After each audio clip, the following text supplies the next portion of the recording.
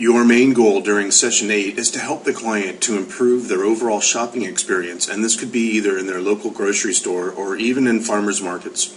One of the main goals in this session is to help the client when they are in these markets to make better choices relative to their individualized pyramid plans and their food selections.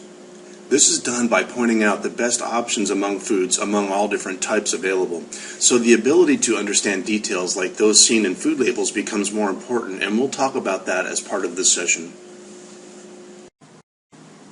In your role as specialist, it's your job to start out by finding out through an informal assessment of where the client stands in terms of what sort of purchases and items they typically buy already.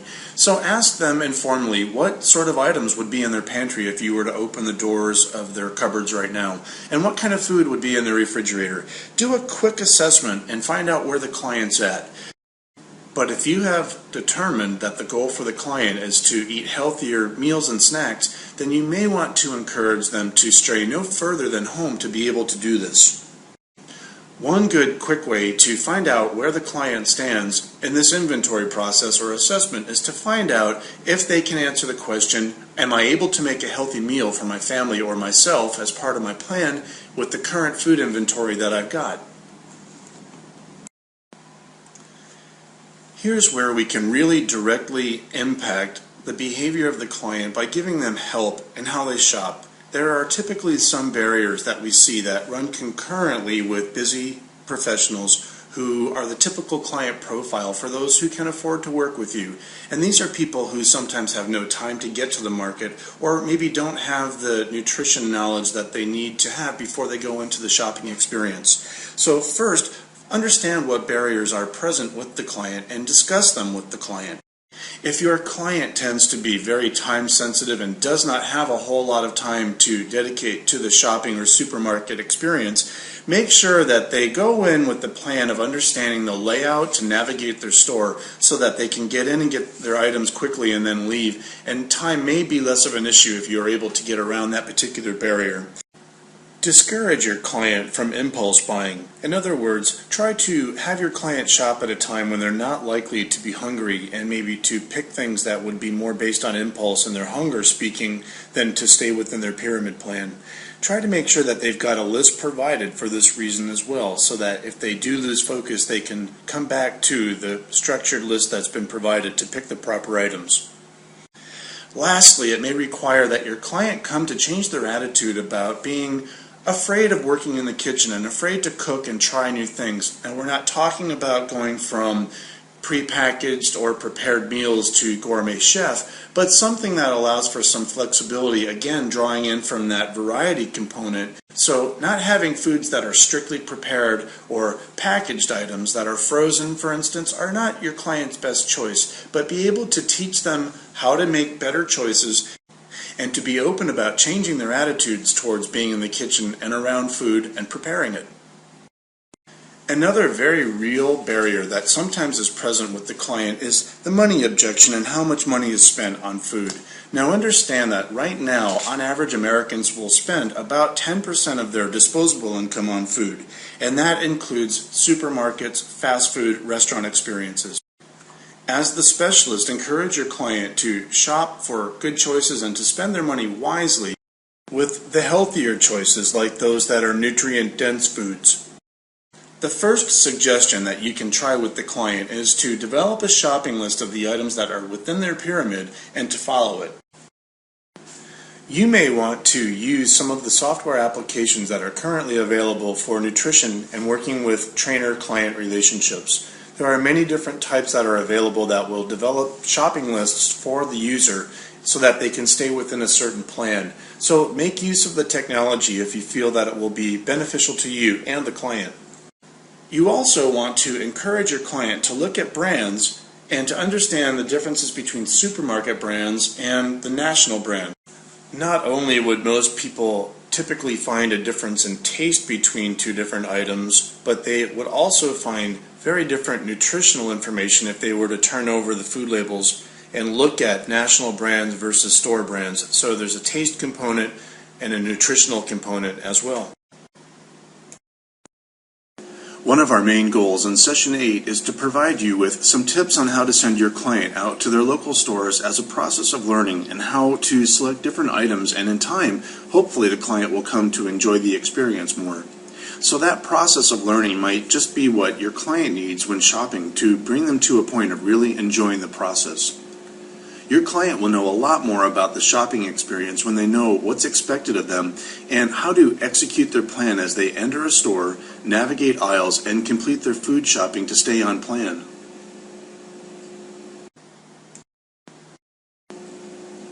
As an experienced wellness coach, I can tell you that there have been many times when I have had to educate my client on the proper intake of carbohydrates. Whatever your client's views are on carbohydrates, you'll find that there is a tendency to believe that all carbohydrates are bad. Carbohydrates can be, but so can too much protein, or obviously too much fat, or even too much water. So too much of anything is, of course, too much, and we know that. But we also want to teach the client the difference between less refined carbohydrates, and one strategy that I particularly like to use is to, instead of encouraging my client to be so focused on the absolute gram totals, it's good to be aware of it, but to really look at the fiber content within the food label and the information that's provided. In general, teach the client to look for terms like whole grain and teach them the caveats or what to be aware of when shopping for whole grains and what the food labels say relative to what the actual product is. Also, we want to make sure that our clients are already drinking things like low or non-fat dairy, but learning how to select non-fat or low-fat baked goods is another great choice for the client to really moderate carbohydrate intake or to then become more aware of it. Whole grain, rice, and pastas should also be encouraged for the client at the appropriate time and in the appropriate amounts or servings. And we know that this person is going to hit so many servings from this particular group, and we are then going to define the serving as this many ounces or this much weight or this many cups. You and the client will define precisely how many items from each food group or servings they need to hit as part of the pyramid. Make it clear to your client that you have an expectation that if they are going to eat cold cereal for breakfast, as an example, that that particular meal should have a minimum of at least 3 grams of fiber, and that they should have more like 5 to 7 grams of fiber at each meal.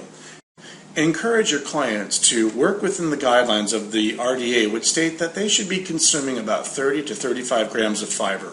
If your client is doing that and they're trying to take in that much in one day, that would mean that it would have to be at small intervals throughout the day, which is great because it encourages small meals throughout the day with a proper amount of fiber intake, and therefore we can focus on fiber and not carbohydrates.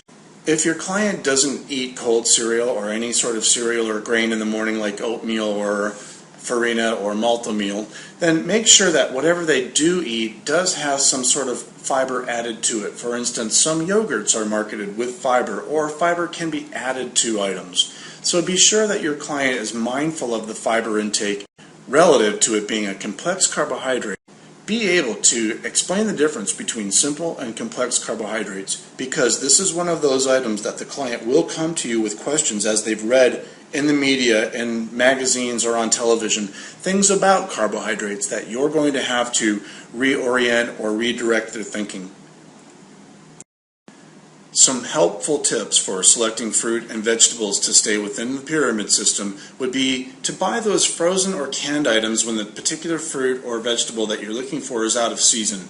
You're not going to find avocados in a can or a jar, and so you'll have to go without items like that. But for instance, Brussels sprouts, a great example. When they are available local at a farmer's market, there's nothing better than that experience, but you don't get that all year round. So being able to buy frozen or canned options would be acceptable. Always go for fresh when possible, but if money is a concern or convenience due to seasonal weather, then go with that.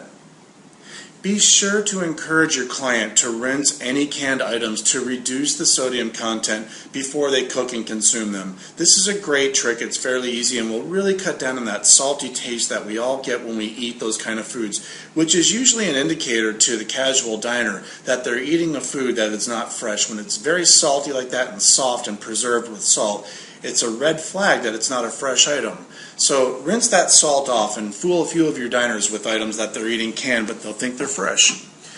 Make sure that you encourage the practice of rinsing all fruit that's packed in even light syrup in water to remove and loosen any sort of sugar or any sort of sweeteners that have been suspended in water where they've been stored.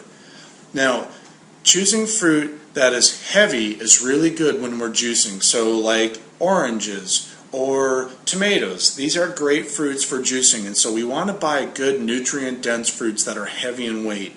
Naturally, we want to keep fruit consumption to being ideally what's in season and adding a different element of variety to our diet throughout the year as we're exposed to different things being in season.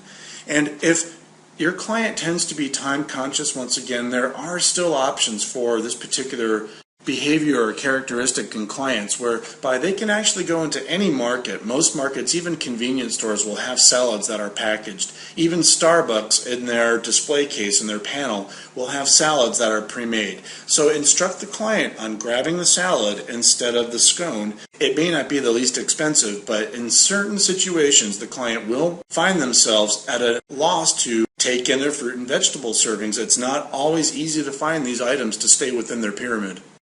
When I begin to work with a client, I immediately find out what their milk intake is like, because most people do consume milk, and I want to make sure that clients are not just drinking 2% milk, not even 1%. I want my clients drinking fat-free milk.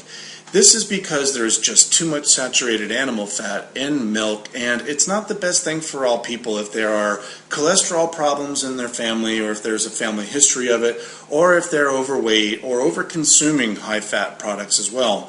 So we want to be able to encourage the use, again, non-fat or low-fat dairy products. Another blunder that clients typically will make is poor selections on, say, an item like yogurt. There are some yogurts on the market that are great with artificial sweeteners or very low sugar, and some people don't like that, and so you have to understand they may opt for a regular full sugared item, but then in that case you want the client to first of all be aware of the choice and potential consequences of their situation.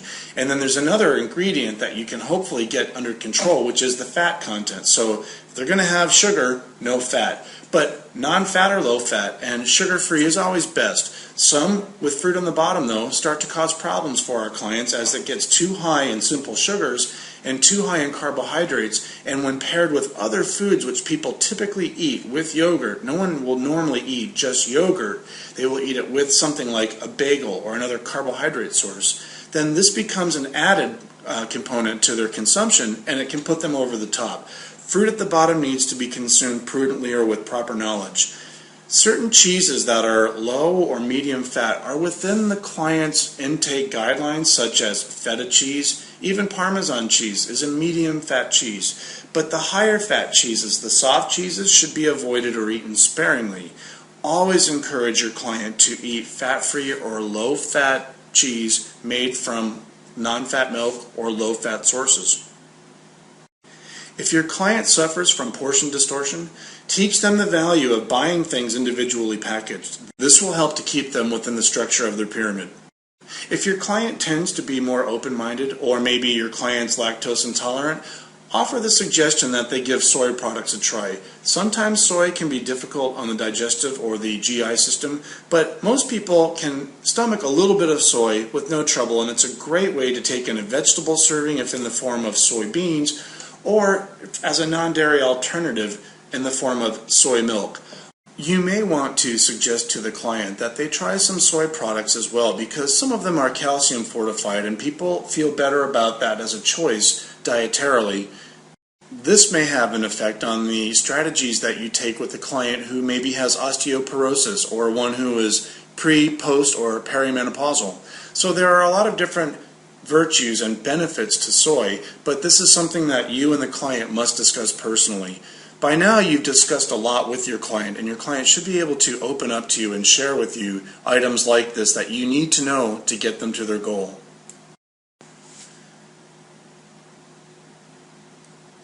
You will have clients that refrain from eating any meat, and that is all right, but do understand that if they do not consume meat as a protein, then they need to go find other protein sources within the diet. For those who do eat meat, lean cuts of beef and pork are always preferred, so look for the words loin or round for beef, or loin or leg for pork. These are the leaner cuts. The USDA Select or Choice Beef designation means that it has the least fat. When your client is looking at choice versus select meats, select is always the least fat option. Choice is always the second leanest. Encourage the client to always purchase skinless poultry or to remove skin before cooking any chicken or any poultry or game. Fish is obviously a great meat choice. Sometimes even frozen fish is less expensive and easier to find than fresh fish. Sometimes working within budgets is a reality. Sometimes going out to a restaurant and paying $25 or more for a cut of fish is out of the question for some people, and so they won't consider it. If the client does not like fish prepared in a broiled or grilled fashion as a fillet, most people can at least tolerate tuna fish, so encourage tuna fish but made with low or non-fat mayonnaise. Make sure that it's also packed in water. This is a great source for protein. Soy-based products that have about 18 to 25 grams of protein per serving should be appropriately allocated within the client's program and pyramid structure. Soy-based foods such as soybeans and tofu should be consumed in a portion size relative to it staying within about 18 to 25 gram range of intake. Instruct the client on how to portion out that serving for themselves to stay within the pyramid while getting the 18 to 25 grams of protein. Snacks and desserts or even beverages that we typically buy at the store can be problematic for the client.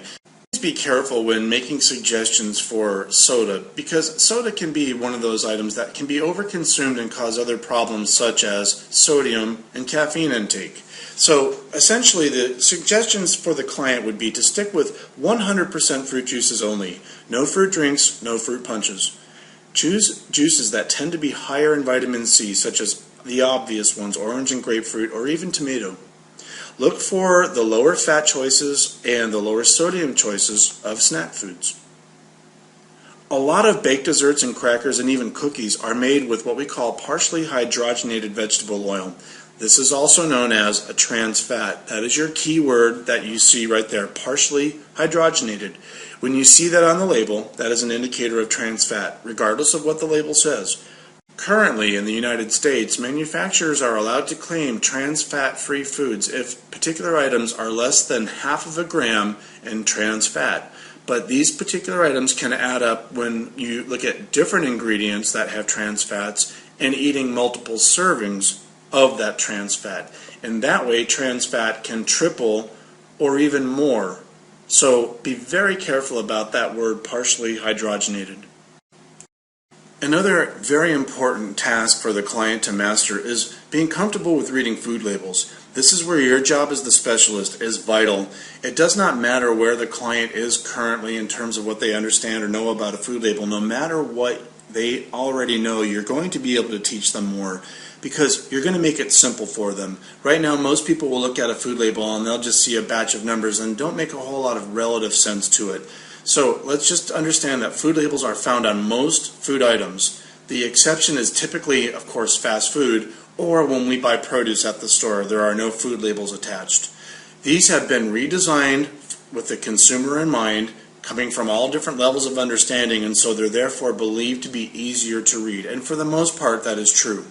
There are four main types of information that are present on every food label. The first is the overall nutrition content claim label, top, and then the nutrition fact panel.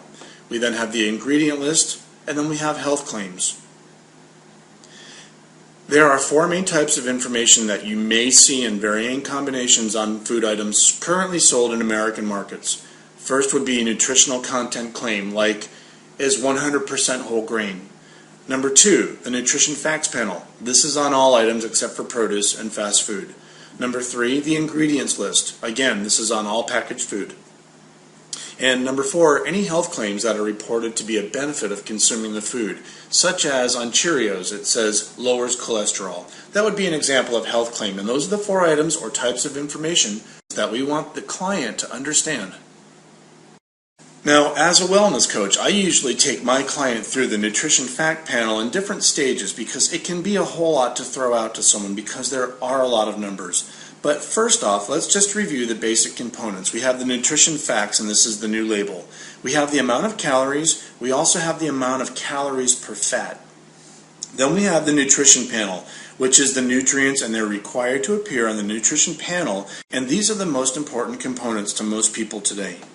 If you look to the bottom, you'll see what we call a conversion guide, which reveals the calorie value of the energy-producing nutrients. The nutrients, or macronutrients, would be the fat, carbohydrates, and protein. And so we're seeing that fat is 9 calories per gram, calories and protein are both 4 calories per gram. So in this particular food label, there are 20 calories coming from the 5 grams of protein in this particular item. If that's not clear for you, make sure that before you coach your client to understand this, you should be able to understand that for yourself. To understand how many calories come from the fat, well, we know the gram count, but we also know that there are 9 calories per gram, so we would have to multiply 13 times 9. For the carbohydrates, which would be the balance, that would be the 31 grams times 4. Those numbers together would equal 260. Sometimes they will round up or down 1 or 2 points.